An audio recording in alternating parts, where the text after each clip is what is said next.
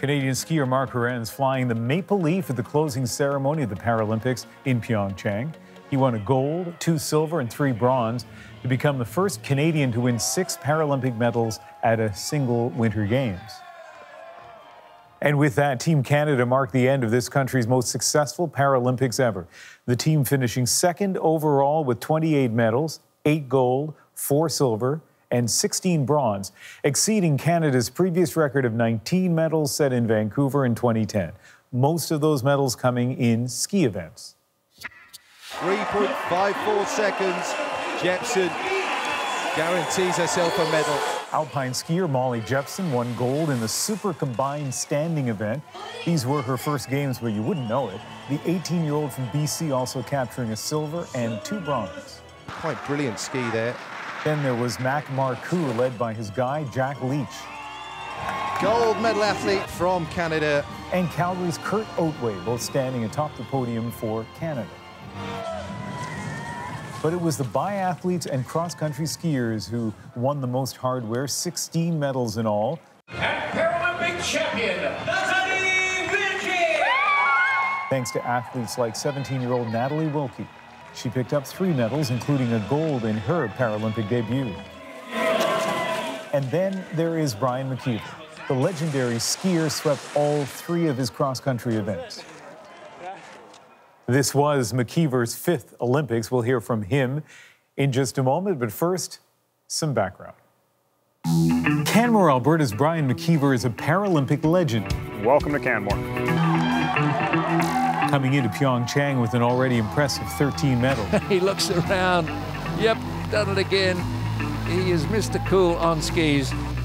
McKeever is a visually impaired cross-country skier. Somebody shines a bright light at you, and then you get that fuzzy blob in the middle. That's kind of what I get the whole time. Canada! Canada! McKeever carried Canada's flag at Pyeongchang's opening ceremony. He led 54 other teammates into the stadium, the largest contingent Canada has ever sent to a Paralympics. It was a well-deserved honor for a well-decorated athlete. They cover every single discipline here. And McKeever through the middle of them. Once the games began, McKeever again exceeded expectations. A trip to the finish line for the Canadian duo. Dominating his sport, winning gold medal after gold medal, and in the process, became Canada's most decorated Winter Paralympian of all time.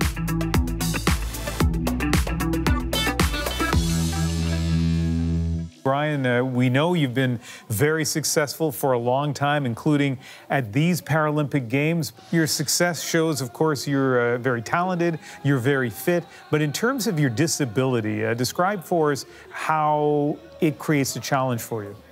Well, my disability is I have a loss of central vision, and it was a genetic thing in my family. My dad has it and my aunt has it, and it's a dominant gene, so there's a 50-50 chance of passing it on. And I won that lottery, so at about 18 I started losing my eyesight. And so for me, with a blind spot in the middle, whatever I look at disappears. So I'm using my peripheral vision to compensate for that. And so that means I have to kind of look around constantly to make sure that I'm not missing things. But even so, at high speeds, things approach really quickly, and if I have them caught in my blind spot, like let's say there's an athlete that's crashed in front of us, I might not see it until it's too late. And so that's where the guides come in our category to help me get around those obstacles. So the big challenge for us is finding guides that are fast enough to stay ahead for an entire race.